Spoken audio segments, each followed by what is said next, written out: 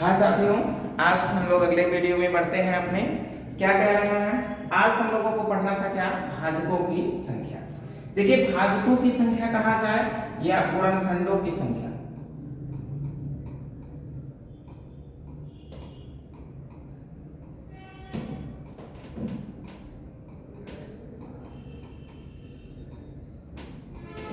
भाजकों की संख्या या गुणनखंडों की संख्या। भाजकों की संख्या या गुणनखंडों की संख्या का मतलब क्या है, आप लोग समझिए। देखिए क्या है, जैसे कहा जाए कि 12 के कुल कितने भाजक हैं, तो इसका मतलब ये है कि 12 के कुल कितने गुणनखंड हैं, तो इसका मतलब ये है कि 12 हमारा किससे किससे कटेगा, जिससे जिससे कटेगा वही उसका गुणनखंड या वही उसका भाजक होगा। तो 12 किससे किससे कटेगा?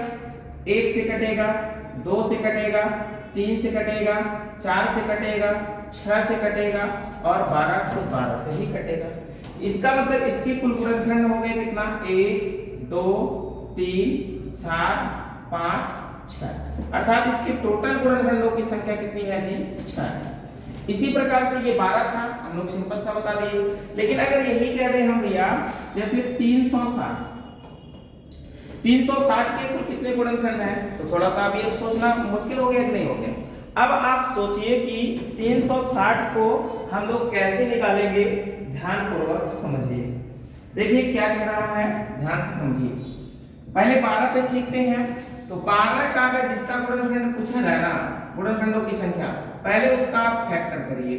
12 को 2 से काटेंगे 6 होगा, फिर 2 से काटेंगे 3 होगा, फिर 3 से काटेंगे कितना होगा? 1।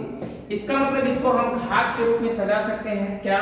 2 के पावर 2 और गुणे 3 के पावर 1। इसका मतलब हम लिख पाएंगे क्या? ध्यान पूर्वक समझिए। गुणनखंडों की संख्या निकालना हो तो हमेशा आपको घात में 1 ऐड करके चलना होता है। तो इसका घात कितना है जी? 2। इसका मतलब इसमें हम लोग 1 ऐड कर देंगे तो 2 1 हो जाएगा 3। इसका घात कितना है जी? 1। 1 में 1 ऐड कर दो, कितना हो जाएगा? 2, अर्थात 3 दूनी कितना हो जाएगा? 6। 12 के देखिए भाजकों की संख्या कितनी आई? 6 आई कि नहीं आई? ऐसे भी गिन सकते हैं।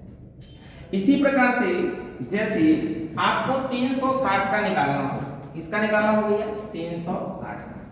अगर कह दें कि 360 के सभी गुणनखंडों की संख्या ज्ञात कीजिए, तो 360 के सभी गुणनखंडों की संख्या हम लोग कैसे निकालेंगे? सबसे पहले 360 का फैक्टर करेंगे।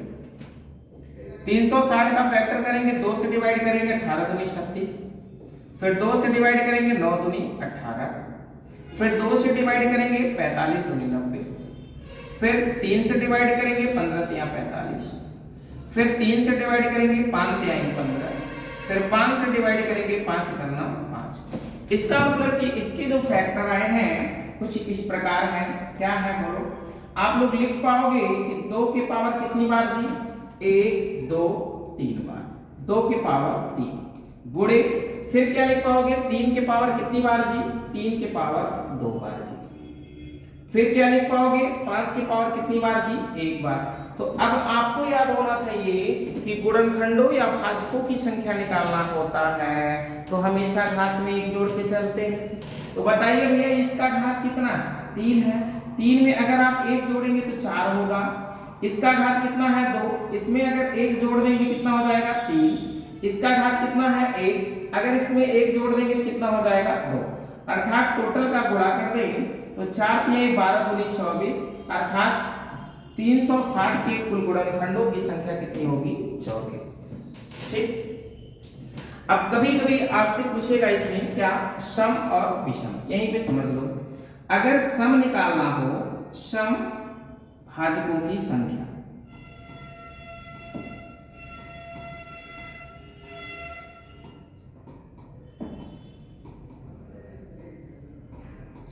अगर समभाजकों की संख्या निकालना हो तो आपको क्या करना है? ध्यान दो, नोट एक लिख लीजिएगा, अच्छे से नोट बना के रखिए तो सही रहेगा। नोट लिखेंगे क्या? जिनका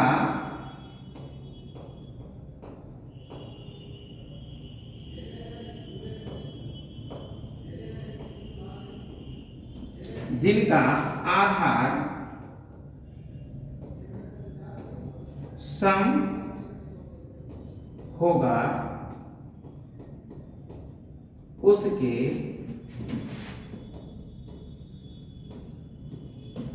जिसका आधार सम होगा उसके घात को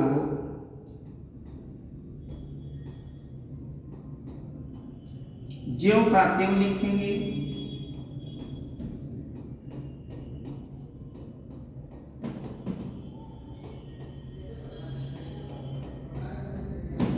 विषम आधार वाले के घात में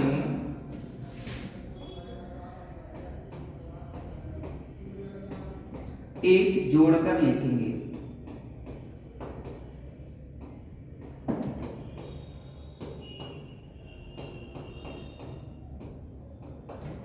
ध्यान से देखिए, अब आपको समझना क्या है भाई, यही इसको मिटा दे रहे हैं, इसको मिटा के समझ लेते हैं।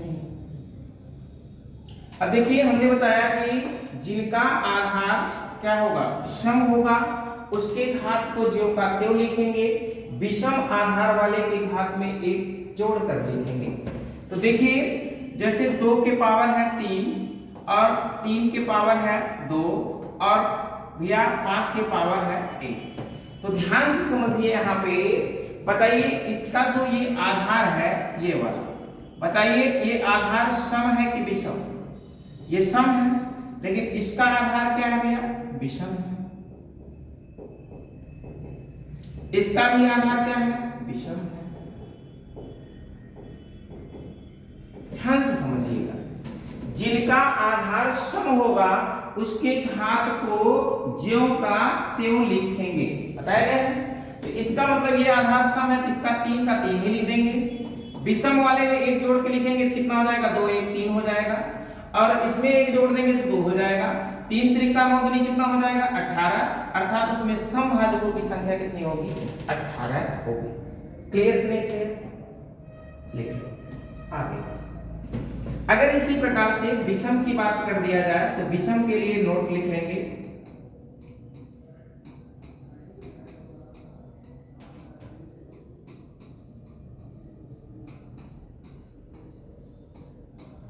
विषम भाजकों की संख्या अगर निकालना है, इसके लिए आपको क्या करना है, नोट लिखें, जिनका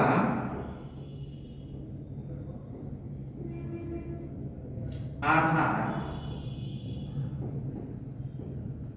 सम होगा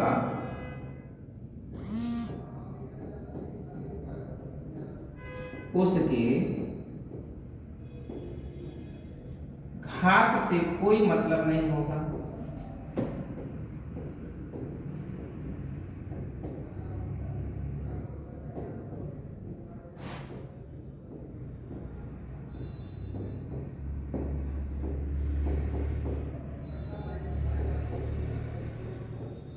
विषम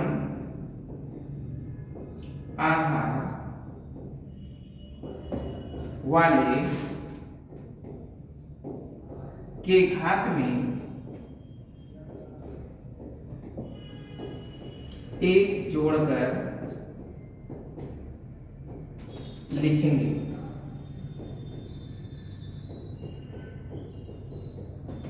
देख लिया आप लोग?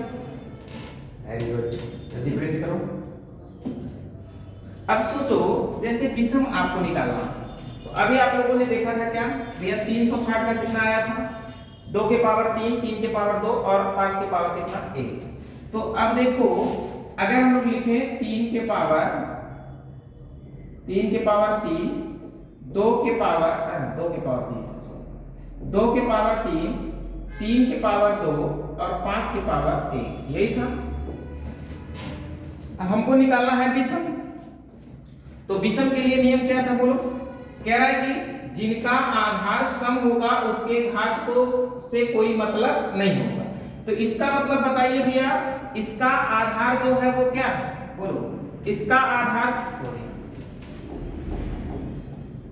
इसका आधार बताइए सम है कि विषम? इसका आधार सम है, इससे आपको कोई मतलब नहीं होगा।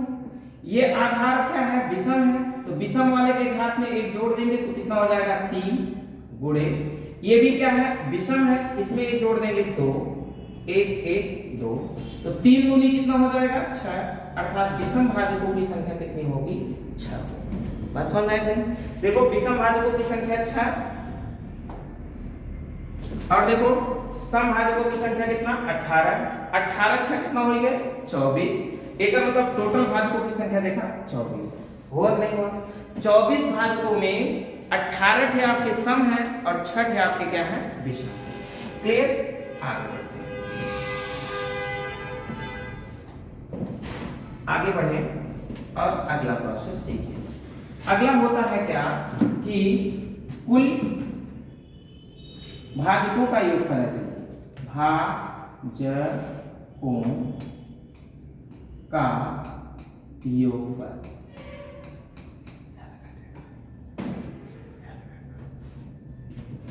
भाजकों का योगफल।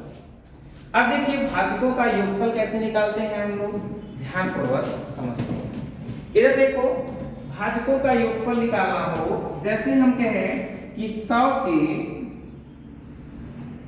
सभी भाजकों या गुणनखंडों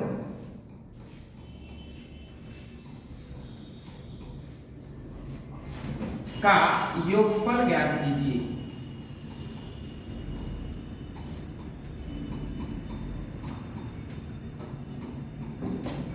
तो आपको क्या करना है, ध्यानपूर्वक समझना है। इसका मतलब कि 100 किससे किससे कटेगा, उनका योगफल निकालना है।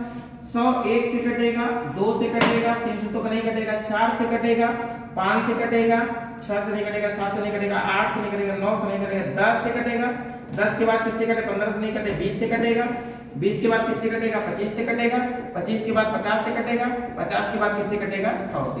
इतने लोगों से यह डिवाइड होगा तो इनका आपको योगफल निकालना है। तो अगर हम इनको जोड़ते हैं तो 100 इधर, 50 150, 25 75 और ये 25 आपका हो गया कितना 200, 210, 210 और उसके बाद 6 16 और एक कितना 17, अर्थात इनके सभी भाजकों का योगफल 200 कितना होगा 17 होगा। लेकिन ये तो सिंपल था, तो आप इस तरीके से जोड़ सकते हैं। इसका तरीका क्या है, ध्यान से समझें। सबसे पहले हम लोग 100 का फैक्टर करेंगे। क्या करेंगे भाई, 100 का फैक्टर करेंगे। 2 से डिवाइड करेंगे 50 होगा, फिर 2 से डिवाइड करेंगे 25 होगा, फिर 5 से डिवाइड करेंगे 5 होगा, फिर 5 से डिवाइड करेंगे 1 होगा। इसका मतलब हम लोग लिख क्या पाएंगे, 100 को कुछ इस प्रकार कि 2 के पावर 2 और 5 के पावर कितना 2 लिख पाएंगे। देखिए भाजकों की संख्या निकालने के वास्ते, योग निकालने के वास्ते, भाजकों की संख्या का योग निकालने के वास्ते हमेशा घात को 0 से लिखेंगे। कहां से लिखेंगे, 0 से। इसका मतलब 2 के पावर 2 है ना, तो 2 के पावर लिखो 0 प्लस 2 के पावर 1 प्लस 2 के पावर 2, 2 तक है तो 2 तक ही जाएंगे, 2 के पावर 3 नहीं लिखेंगे क्योंकि 2 ही तक है ना। जहां 0 से लिखना स्टार्ट करो और पावर जहां तक रहे वहां तक जाइए। इधर देखो गुणे आगे 5 की पावर 0 प्लस 5 की पावर 1 प्लस 5 की पावर 2 ऐसे लिख पाएंगे। अब आप लोगों को पता होगा कि जिकरा को पावर 0 होता है उसकी वैल्यू 1 होती है और 2 एकन्नम 2 और 2 दूनी 4। आगे बढ़ेंगे 5 की पावर 0 तो 5 प्लस 5 एकन्नम 5 और 5 25। अब अगर ऐड करें हम लोग तो 4 2 6 1 कितने का 7 का, 25 5 30 1 कितने का 31 का। अगर इनका मल्टीप्लाई करें 7 एकम 7 7 त्रिक 21, अर्थात देखो 217 आया कि नहीं है, आया कि नहीं है, कोई दिक्कत नहीं होना चाहिए। ठीक, प्रिंट कर लो फिर आगे हो गया, वेरी गुड, शाबाश शेरों। जैसे अगर हम कह दें आपसे कि 420 के सभी भाजकों या गुणनखंडों की संख्या क्या कीजिए। ठीक, तो आपका बन जाएगा। क्वेश्चन तो सबसे सरल है। 420 का पहले फैक्टर करेंगे, 2 से डिवाइड करें, 2 दूनी 4, 2 एक नम 2, फिर 2 से डिवाइड करेंगे, 2 एक नम 2, 0, 2 बचे 10, फिर 2 से डिवाइड करो भैया, 2 बचे 10, 2 एक नम 2, 2 बचे 10 और 2 एक 5 डिवाइड नहीं होगा, 5 से डिवाइड कर दो, 3 से डिवाइड कर दो, 3 त्रिका 9, 3 बचे 15। अब किससे डिवाइड होगा? 5 से, 5 सते 35। अब किससे डिवाइड होगा? 7 से, 7 एक नम 7। इसका मतलब कि भैया फैक्टर आपका हो गया, इसको घात के रूप में आप सजा दीजिए। 2 के पावर कितनी बार है? 1 2, 2 के पावर 2, और 3 के पावर कितनी बार है जी? 1 बार है, और 5 के पावर है 1 बार, और 7 के पावर है 1 बार। ठीक, इसका मतलब हम लोग क्या कहेंगे, जो भी घात है भैया उसको 0 से योग के लिए लिखना स्टार्ट करेंगे। अब इसका मतलब ये है, योग आपको निकालना है, तो योग के लिए आप क्या करिए, 2 के पावर 0 प्लस 2 के पावर 1 प्लस 2 के पावर 2 तक जाएंगे। फिर आगे 3 वाला 3 के पावर 0 प्लस 3 के पावर 1 तक जाता। फिर आगे वाला 5 के पावर 0 प्लस 5 के पावर कितना? 1 तक है। फिर अगला 7 के पावर 0 और प्लस 7 के पावर कितना हो जाएगा? 1 तक है, तो 1 ही तक है। अब आपको पता होगा जिसका पावर 0 उसकी वैल्यू 1, 2 एक 2, 2 दूनी 4। अब गुणे जिसका पावर 0 1, 3 एक 3, आगे इसका पावर 0 1, 5 एक 5, गुणे इसका पावर 0 1, 7 एक 7। अब आपका गुणा कर दीजिए, 4 2 6 कितना हो जाएगा? 7, 3 1 कितना? 4, 5 1 कितना? 6, 7 1 कितना? 8। गुणा कर देंगे, 8 सते कितना हो जाएगा? 56, और गुणे कितना हो जाएगा? 6 चौका 24। इसका मतलब कि 56 का गुणा आपको किसमें करना है? 24 में करना है। 6 चौका 24 के 4 हासिल 2 के, 5 चौक 20 2 22, 6 दूनी 12 के 2, 5 दूनी 10 और 10 1 11। जोड़ देंगे कितना आ जाएगा जी? 4 4 और उसके बाद 3 और उसके बाद 1। इसका मतलब कि 1300 आपके पास 44 होगा सभी भाजकों का योग। क्लियर कि नहीं क्लियर? ऐसे में आप लोग और भी आगे क्वेश्चन बना सकते हो विदाउट टेंशन। ठीक ना? ओके, फिर मिलेंगे नेक्स्ट वीडियो।